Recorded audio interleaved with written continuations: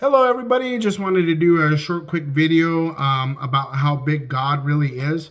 A lot of us, we have some sort of a concept of how big God really is, but we don't really know how big He really is. And I think it'll really blow your mind. I love this teaching. This is probably one of my favorite teachings about God because it just really illustrates and it's very meaningful to you in your life, in your Christian walk with God, for you to know how big God really is. We have some concept or some idea as we grow up. In Sunday school, we all hear the song, oh, he's got the whole world in his hands. He has the whole world, right? So, we all heard this song, this marble here that I have here represents the world. And, me being God, he has the whole world in his hands. And this is the concept that we all grew up with and of how big God really is. And in reality, he's not. He's much, much bigger. And in Colossians chapter 1, verse 16 and 17 is what gives us the answer, the clue where it actually talks about God, that everything was made for him, was made through him and by him. And also it does say that all things are held together in him. So that is the part of the translation. I like the English Standard Version because it does say that exactly. And the English Standard Version is actually the most accurately translated version of the Bible.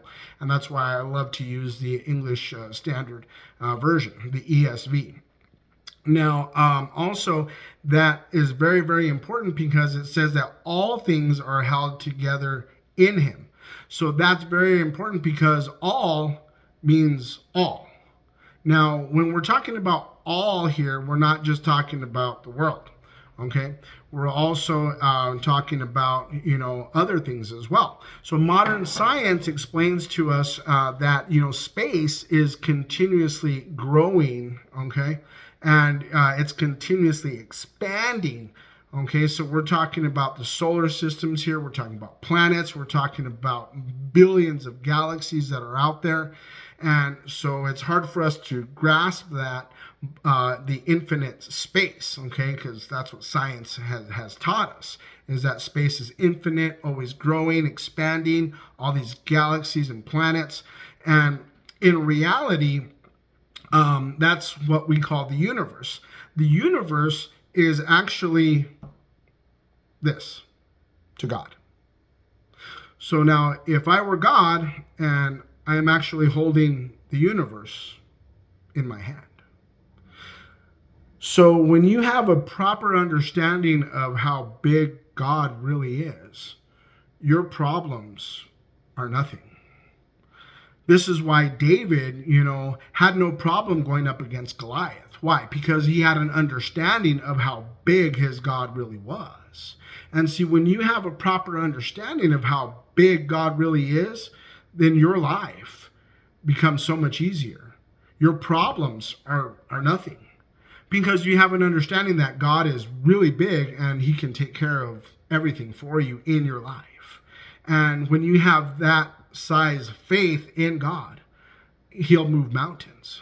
And this is why a lot of the prophets and everybody had a proper understanding of how big God really was, because they knew that God was beyond the universe, was beyond everything, and that he was the biggest thing in their life.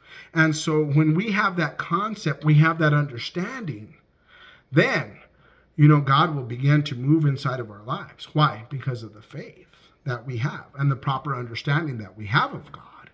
And so we have to carry that with us.